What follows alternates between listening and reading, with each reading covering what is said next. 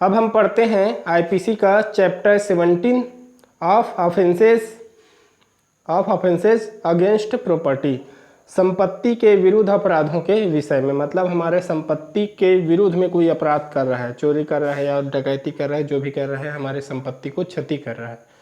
तो सबसे पहले है ऑफ थेफ्ट या चोरी के विषय में। तो सेक्शन जो है 378 थेफ्ट या चोरी को बताता है।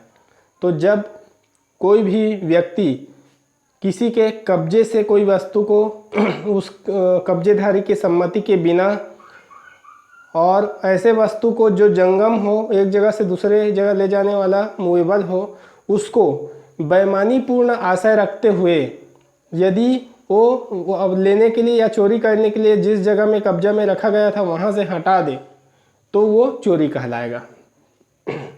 उसके बाद एग्जाम्पल देखते हैं हम यहाँ पर, एक्सप्लेनेशन है, एक एक्सप्लेनेशन देख लेते हैं। यदि कोई भूबद्ध चीज़ें हैं जैसे पेड़ वगैरह हैं और वो पेड़ रहते हुए भूबद्ध है इसलिए चोरी का विषय उस समय नहीं कहलाएगा, लेकिन जब उसको कोई भूमि से पृथक कर दे तो वो चोरी का विषय बन जाएगा क्योंकि वो जंगम बन जाता है। दूसरा एक्सप्लेनेशन है यह है कि पृथक्करण के कार्य से ही हटाना, मतलब पृथक्करण इसलिए किया गया है ताकि उसको हटाना है, तब इसमें हटाना शामिल हो गया है ना। जैसे पेड़ है तो उसको काटा इसलिए है कि उसको चोरी करके ले जाना है, तो काटा मतलब पृथक्करण किया, और चोरी करके गाड़ी वाड़ी में भर के कैसे भी ले जाना वो हटाना कहलाएगा। तीसरा है पृथक्करण का जो मतलब होता है वो जो है हटाने के लिए बाधा था, बाधा मतलब जमीन में लगा हुआ था तो उसको दूर करना, मतलब ये पेड़ के संबंध में नहीं हर चीज़ में शामिल होता है। जैसे मशीन में नट बोल्ट लगा है, नट बोल्ट को खोलना मतलब पृथक करना है, तो नट बोल्ट जो था वो हटाने के काम में बाधा उत्पन्न हो रहा था क्योंकि जब तक नट बोल्ट लगा है तब तक उसको हटा नहीं सकते। तो पृथक्करण का मतलब ही होता है हटाने का जो बाधा है उसको दूर करना। चौथा एक्सप्लेनेशन है जीव जंतु को हटाएगा तो उसके साथ वस्तु हटाना भी माना जाएगा, मतलब उस जंतु के साथ में जो भी हटेगा उसके साथ साथ वो सब हटाना माना जाएगा। जैसे बैलगाड़ी है, अब बैलगाड़ी में से बैल को कोई हटाएगा मतलब किसी भी माध्यम से, तो गाड़ी भी उसके साथ जाएगा, तो उसके साथ जो भी जाएगा सबको हटाया, गाड़ी को भी हटाया, यही माना जाएगा। एक्सप्लेनेशन पांचवा है सम्मति। सम्मति का मतलब होता है चाहे अभिव्यक्त रूप में सम्मति दिया हो चाहे विवक्षित रूप में। तो कौन देगा ये, या तो कब्जा रखने वाला व्यक्ति स्वयं देगा या उस कब्जा जो है उसके लिए जो प्राधिकारी नियुक्त किया गया है उसके द्वारा देगा, तब माना जाएगा। अब एक इलस्ट्रेशन देख लेते हैं। पहला, वाई की भूमि पर लगे वृक्ष को चोरी हेतु ए काट डालता है, मतलब वाई की भूमि में पेड़ लगा है उसको ए ने काट दिया।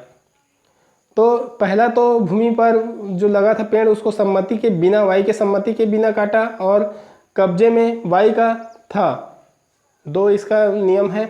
और तीसरा जो काटा है वो बेईमानी पूर्वक आशय से ए ने काटा हो, तब इसको माना जाएगा चोरी। और ये चोरी कब शुरू होगा, जैसे ही पृथक किया गया है ना, जैसे ही पेड़ को काटा गया वैसे ही चोरी शुरू हो गया। इलस्ट्रेशन 2 है, बाकी ये सब नियम सब में लागू होगा और सिर्फ हम एग्जाम्पल को देखेंगे। ये नियम दोनों सभी नियम सब में लागू होगा। तो एग्जाम्पल 2 है, ए अपने जेब में कुत्तों को ललचाने की वस्तु को निकालता है ताकि कुत्ता उसके पीछे चलने के लिए उत्प्रेरित हो जाए, और पीछा शुरू किए, जैसे पीछा शुरू किया कुत्ता जाने के लिए, ये चोरी कहलाएगा क्योंकि ये कुत्ता को ले जाके अपने घर में रखने के लिए ये सब किया था। उसके बाद तीसरा इलस्ट्रेशन है, मूल्यवान वस्तुओं की पेटी ले जाते बैल, मतलब बैल जो है मूल्यवान वस्तु की पेटी को ले जा रहा था। एक खास दिशा में हाँकता है ना इस बैल को ताकि उधर चला जाए, और बैल चला जाए फिर गाड़ी से जो भी संपत्ति है उसको चुरा ले, ऐसा मतलब ले जाए। तो ये जो है बैल को हाँका तो गाड़ी भी उसके साथ में जाएगा, तो ऐसे हाँकना ही चोरी है। सेक्शन इलस्ट्रेशन 4 है, वाई ने ए को, जो कि ये वाई का नौकर है, को अपने प्लेट के देखरेख में लगाया है, प्लेट का देखरेख करना करके। तो ए क्या करता है, प्लेट लेके भाग जाता है, तो फिर यहाँ पर भी ये चोरी कहलाएगा। इलस्ट्रेशन 5वां है, ए यात्रा में गया और अपने प्लेट वाई, जो कि भंडार गृह है, मतलब जहाँ पर रखता है, जैसे ट्रेन वगैरह के जो स्टेशन है वहाँ पर रखते हैं सामान को, वैसी तो भंडारगारी के पास में रखा, तो वाई ने प्लेट को सुनार को बेच दिया। तो यहाँ पर उसने चोरी नहीं किया। क्यों चोरी नहीं किया? हालांकि इसने आपराधिक न्यास भंग किया, उसको न्यासी बना के छोड़ के गया था, उसका भंग किया है, लेकिन यहाँ चोरी नहीं किया है। क्यों? क्योंकि प्लेट जो है एक एक कब्जे में से चोरी नहीं किया गया है ना, क्योंकि वो तो सम्मति से दे के गया था, हालांकि उस उद्देश्य से नहीं दिया था, लेकिन फिर भी ये चोरी नहीं कहलाएगा। छठवा है, वाई के घर में अधिभोग किराया, मतलब किराया से लिए हुआ घर वाई का घर है, हालांकि वो मालिक भले नहीं है, लेकिन उस समय वो तो अधिभोगी है। तो वहाँ वाई के घर में टेबल में इसका अंगूठी जो है ए को दिखाई देता है, तो ए क्या करता है, उसको हटा देता है। मतलब हटा देता है का मतलब है कहीं छुपा देता है, बाद में ले जाऊंगा ऐसा, तो ये चोरी कहलाएगा। वैसे ही इलस्ट्रेशन 7 है, ए को राजमार्ग पर अंगूठी मिलता है पड़ा हुआ, तो वो उसको ले जाता है, तो वो चोरी नहीं है ना। और छोटा मोटा भले वो अपराध कहलाएगा, मतलब उसको उसका नहीं है, पाया हुआ चीज़ कोई उसका नहीं होता इस तरीके से। इलस्ट्रेशन 8 है, ए जो है वाई के घर से अंगूठी लेता है और वहीं पर छुपा देता है ताकि तलाशी से बच सके, है ना। चोरी करके वहीं छुपा दिया, तलाशी से बच जाएगा, बाद में ले जाएगा, जो भी उद्देश्य हो, और बाद में ले जा सके। तो यहाँ पर भी ए ने चोरी किया है, ठीक है। उसके बाद हम देखते हैं 9वां, वाई को अपनी घड़ी ठीक करने ए देता है। ये वाई को अपने घड़ी को ठीक करने के लिए दिया है, इसको ठीक करके देना, करके दुकान वाला है समझो। तो ए का वाई पर कोई कर्ज नहीं है, मान लो पैसा जो भी है घड़ी का रिपेयरिंग वगैरह का उसको दे दिया है। फिर ए जो है दुकान पर घुसकर, मान लो घड़ी को नहीं दे रहा है वाई ऐसे स्थिति में, तो घुसकर अपना घड़ी ले लेता है। तो यहाँ पर चोरी नहीं किया है, क्योंकि पैसा दे देने के बाद उसको अधिकार था घड़ी को अपना वापस लेने का, और अपने घड़ी को कोई चोरी नहीं करेगा। अब 10वां है, यदि मरम्मत का पैसा नहीं दिया है इस ए ने, तब स्थिति में, और तब रोक लेता है घड़ी को कि पैसा दोगे तब दूंगा, तब घुस कर यदि ले जाता है तब चोरी है, क्योंकि वो बेईमानी पूर्वक ले गए हैं, क्योंकि ईमानदारी से पैसा पहले देना था तब ले जाना था। उसके बाद 11वां है, यदि घड़ी के बदले ऋण लिया था, घड़ी को गिरवी रख के ऋण लिया था मान लो, और उस ऋण को चुकाए बिना घुस के यदि ले जाए तब भी ये चोरी है ना, क्योंकि बेईमानी से लिया है बिना पैसा को चुकाए। 12वां है, ए अपने प्रत्यावर्तन के पुरस्कार हेतु वाई के कब्जे से ले लेता है ना, कुछ भी ले लेता है, संपत्ति धन या इस घड़ी को ले लेता है समझो, तो ये चोरी है, क्योंकि ये बेईमानी से किया गया है, ठीक है। उसके बाद है 13वां है, वाई के पुस्तकालय से ए पढ़ने के लिए पुस्तक को ले जाता है, और इसको ऐसा लगता है कि वाई ने तो मुझको सहमति दिया था, ले जाता हूँ, हमेशा सहमति देता है, इस सद्भावपूर्वक ले गया है, क्योंकि ये वाई इसका मित्र है, तो यहाँ पर कोई चोरी नहीं किया गया है ए के द्वारा। 14 नंबर, ए द्वारा वाई की पत्नी से खैरात में धन, भोजन, कपड़े आदि मिलते हैं, और ये को ये सब पता है कि ये वाई के है, ये सब कपड़े वगैरह करके, और ए को ऐसा लगता है कि ये जो कपड़े वगैरह दे रहे हैं उसको प्राधिकार है वाई की पत्नी को देने का, तो ऐसे स्थिति में चोरी नहीं है, ठीक है। 15वां कहता है, यदि ए वाई की पत्नी का जार था मतलब जार कर्म से दोनों को जो है संबंध है, और ए जानता था कि इसकी पत्नी को प्राधिकार नहीं है देने का, मतलब ये सब या कीमती धन देने का नहीं है ना, और फिर भी दे देता है, तो ऐसे स्थिति में ये चोरी है, क्योंकि ये को पता था कि ये अधिकारी ही नहीं है इस सामान को देने का।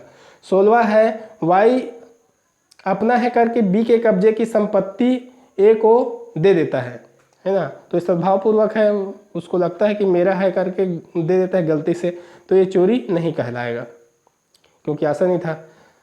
उसके बाद है सेक्शन 379, पनिशमेंट फॉर थेफ्ट, चोरी के लिए दंड। यदि कोई चोरी करेगा तो उसको 3 साल का आर्य कारावास या जुर्माना या दोनों मिलेगा, और ऐसा करना जो है बेलेबल नहीं है, कॉग्निजिबल है, समनी है यदि उस वस्तु का स्वामी मतलब मालिक यदि चाहे तो, और कोई भी मजिस्ट्रेट सुन सकता है।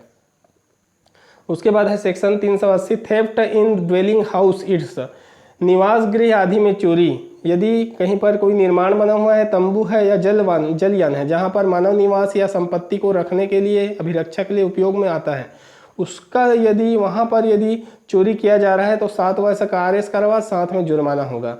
और ये जो है बेलेबल नहीं है अपराध, कॉग्निजिबल है, समनी नहीं है और कोई भी मजिस्ट्रेट सुनेगा। उसके बाद है section 381 theft by clerk or servant of property in possession of master, लिपिक या सेवक द्वारा स्वामी के कब्जे की संपत्ति की चोरी। मतलब ये लोग कर्मचारी है, यहाँ नियोजित है उसके यहाँ काम करने के लिए, तो उस पर भरोसा होता है, और यदि वो भरोसा का तोड़ कर यदि चोरी कर रहे हैं तो 7 वर्ष का आरएस कारावास, साथ में जुर्माना मिलेगा। और ये अपराध जो है बेलेबल नहीं है, कॉग्निजिबल है, समनी है, यदि स्वामी उसका चाहे तो छोड़ना चाहे तो समझौता कर सकता है और कोई भी मजिस्ट्रेट इसको सुन सकता है। उसके बाद है section 383 theft after preparation made for causing death, hurt और restraint in order to the committing of the theft, चोरी करने के लिए मृत्यु, उपहति या अवरोध कारित करने की तैयारी के पश्चात चोरी करना ना। चोरी मतलब चोरी करने के लिए या चोरी करने के बाद निकल भागने के लिए या फिर चोरी के जो संपत्ति है उसको रखने के लिए, या ऐसा यदि कोई करता है क्या कर सकता है कि मृत्यु कारित करे या फति या फिर अवरोध कारित करे, तो ऐसे व्यक्ति को 10 वर्ष का रिगोरियस कारावास और साथ में जुर्माना होगा। जैसे कि उदाहरण हम यहाँ पर देख लेते हैं, इलस्ट्रेशन ए वाई के कब्जे की संपत्ति चोरी कर लेता है और अपने जेब में वो पिस्तौल रखा है कि अगर वाई मुझको रोकेगा या विरोध करेगा तो मैं उसको पिस्तौल से मार दूंगा। तो ऐसे स्थिति में ये अपराध किया है, मतलब तैयारी करके गया है वो पिस्तौल में मारने के लिए। बी ए जो है वाई के जेब को काटता है और कई साथी आसपास रखता है। क्यों रखता है? ताकि वाई को अगर जेब काटते समय पता चल गया और वो पकड़ने का प्रयास करे या प्रतिरोध करे तो ए क्या होगा, अपने साथी को बुलाएगा ताकि ये सब मिलकर वाई का अवरोध करे, मतलब उसको ए को नुकसान मत पहुंचा पाए, इसलिए पहले से तैयार करके रखा है। तो ये भी इस अपराध के अंतर्गत आएगा। और ये जो अपराध है बेलेबल नहीं है, कॉग्निजिबल है, समनी नहीं है, फर्स्ट क्लास इसको सुनेगा।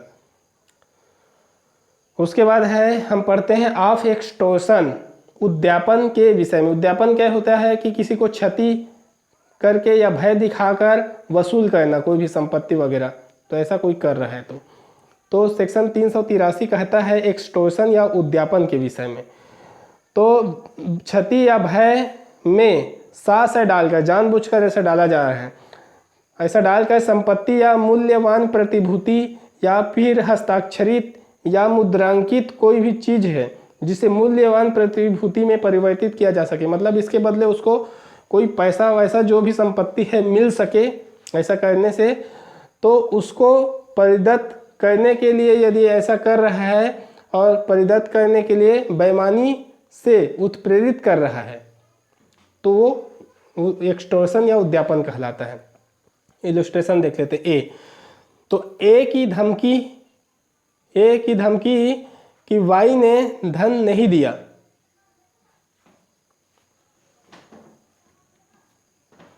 एक ये धमकी देता है कि वाई ने यदि जो भी धन मांगा होगा उतना धन को नहीं दिया तो वो ये क्या करेगा, वाई के बारे में मान हानिकारक लेख को न्यूज़पेपर या जहां भी है प्रकाशित कर देगा, मतलब ऐसा धमकी दे रहा है, तो ये अपराध है। यहाँ पर ए ने अपराध किया है। तो फिर दूसरा है बी, ए कुछ धन हेतु आबद्ध करने वचन पत्र हस्ताक्षरित करके परिदत्त करने के लिए वाई पर दबाव डालता है या धमकी देता है, ठीक है। तो यहाँ पर ये धमकी देता है कि वो ऐसा नहीं दिया, नहीं तो उसके शिशु का सदोष परिरोध करेगा, मतलब उसको कब्जा में या गायब कर देगा या कहीं छुपा देगा इस तरीके से, और इस डर में वाई परिदत्त कर देता है। तो यहाँ पर भी क्या है, अपराध हुआ है। सी, बी से कुछ उपज परिदत्त कराने, शास्ति युक्त बंध पत्र, यहाँ पर ऐसा करने के लिए वाई को ए धमकी देता है, और धमकी क्या देता है, नहीं तो खेत में लठैत भेज देगा, मतलब उसके जो कृषि कार्य है उसमें व्यवधान उत्पन्न कर देगा, और उसको ऐसा शास्ति युक्त बंध पत्र यदि नहीं देता है तो वो लठैत को भेज के उसको अवरोध उत्पन्न कराएगा, ऐसा धमकी दे रहा है, तो ये भी अपराध है। उसके बाद है इलस्ट्रेशन डी, ए द्वारा वाई को घोर उपहति का भय दिखाकर कोरे कागज पर हस्ताक्षर या मुद्रा ले लेता है ना, ऐसा कर देता है, मतलब मुद्रा करा लेता है और ऐसा कर भी देता है वायु के द्वारा डर में या भय में। और ऐसा क्यों किया है? ताकि मूल्यवान प्रतिभूति में इस हस्ताक्षर या मुद्रा को परिवर्तित किया जा सके, मतलब इसके बदले इसको कोई लाभ मिल सके, कोई संपत्ति मिल सके, तो ये अपराध है। उसके बाद है सेक्शन 384 पनिशमेंट फॉर एक्सटॉर्शन, उद्यापन के लिए दंड। तो इसके उद्यापन कोई कर रहा है तो उसको 3 वर्ष का आरएस कारावास या जुर्माना या दोनों मिलेगा। यह अपराध बेलेबल नहीं है, कॉग्निजिबल है, समनी नहीं है, कोई भी मजिस्ट्रेट सुन सकता है। उसके बाद है सेक्शन 389। सेक्शन 389 कहता है putting person in fear of injury in order to commit extortion, उद्यापन करने के लिए किसी व्यक्ति को क्षति के भय में डालना। मतलब उद्यापन करने के लिए किसी को डर दिखाना, क्षति का मतलब क्षति कर दूंगा, ऐसा नुकसान कर दूंगा, ऐसा भय दिखाना। तो ऐसा भय डालेगा या भय डालने का प्रयत्न करेगा तो उसको 2 वर्ष का आरएस कारावास या जुर्माना या दोनों मिलेगा। और ये जो अपराध है बेलेबल है, कॉग्निजिबल भी है, समनी नहीं है, कोई भी मजिस्ट्रेट सुन सकता है। उसके बाद है section 386 extortion by putting a person in fear of death और ग्रीवियस हर्ट, किसी व्यक्ति को मृत्यु या घोर उपहति के भय में डालकर उद्यापन। तो किसी व्यक्ति को ज़्यादा डरा रहा है कि तुम्हें मार डालूंगा यदि ऐसा तुमने नहीं किया, या घोर उपहति मतलब हाथ पैर काट दूंगा, ऐसा कोई भय डाल रहा है जो कि उसकी चाहे अन्य की घोर उपहति या मृत्यु करने का, मतलब उस तुम्हारे बेटे का, तुम्हारे भाई का, तुम्हारे बहन का, ऐसा किसी अन्य का वो कर रहा है, ऐसा धमकी दे रहा है। तो ऐसे धमकी देने वाले को 10 वर्ष का आरएस कारावास साथ में जुर्माना मिलेगा। और ये जो अपराध है बेलेबल नहीं है, कॉग्निजिबल है, समनी नहीं है, फर्स्ट क्लास इसको सुनेगा। उसके बाद है सेक्शन 387। सेक्शन 387 कहता है putting person in fear of death और of grievous hurt in order to commit extortion, उद्यापन करने के लिए किसी व्यक्ति को मृत्यु या घोर उपहति के भय में डालना, है ना। उसमें भय डालकर उद्यापन करना है और इसमें सिर्फ भय डालना है, ठीक है। तो उद्यापन करने के लिए किसी व्यक्ति को मृत्यु, घोर उपहति आदि के भय में डालता है, चाहे वो स्वयं के उपहति के लिए हो या उसके कोई परिवार के लिए, तो कोई भय डालेगा या प्रयत्न करेगा, है ना। तो इसमें उसको 7 वर्ष का आरएस कारावास साथ में जुर्माना मिलेगा, ठीक है। और ये जो अपराध है बेलेबल नहीं है, कॉग्निजिबल है, समनी नहीं है और फर्स्ट क्लास इसको सुनेगा। उसके बाद है section 388 extortion by threat of accusation of an offence punishable with death और इम्प्रिजनमेंट फॉर लाइफ इट्स, मृत्यु या आजीवन कारावास आदि से दंडनीय अपराध का अभियोग लगाने की धमकी देकर उद्यापन। मतलब उसको या तो मृत्यु का या आजीवन कारावास का जो दंड मिलता है, ऐसे अपराध में फंसाने के लिए धमकी देकर उद्यापन करता है, तो ऐसा करेगा या फिर प्रयत्न करेगा तो जो कि मृत्युदंड या आजीवन कारावास या 10 वर्ष तक का आरएस नहीं है, 10 वर्ष तक का कारावास के लिए अपराध का दंड है और उसमें फंसाने की धमकी दे रहा है, तो फिर या फिर किसी को उत्प्रेरित कर रहा है ऐसे करने के लिए, उद्यापन करेगा करके, तो और फिर उद्यापन करता है तो 10 वर्ष का आरएस कारावास साथ में जुर्माना मिलेगा। और यदि 377 के अधीन दंडनीय है, ऐसे अपराध के लिए में फंसाने की धमकी देता है, तो ऐसे व्यक्ति को आजीवन कारावास मिलेगा। और ये जो अपराध बेलेबल है, कॉग्निजिबल है, समनी नहीं है, फर्स्ट क्लास इसको सुनेगा।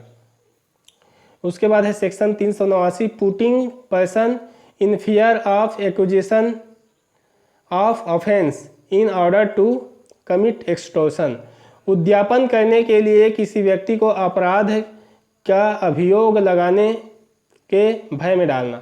मतलब उसमें क्या है, उद्यापन करना है, लेकिन इसमें क्या है, उद्यापन करने के भय में डाल रहा है, यही सब जो दंड है उसी से संबंधित। जैसे अपने या किसी अन्य के विरुद्ध, या यदि मतलब अपने परिवार के सदस्य वगैरह के विरुद्ध ऐसा अपराध किए हो करके फंसाने के लिए, भय डालेगा या भय डालने का प्रयत्न करेगा कि उसने अपराध किया है करके या प्रयत्न किया है करके, जिसका सजा मृत्युदंड या आजीवन कारावास या 10 वर्ष का सजा हो ऐसे अपराध में फंसाने के लिए।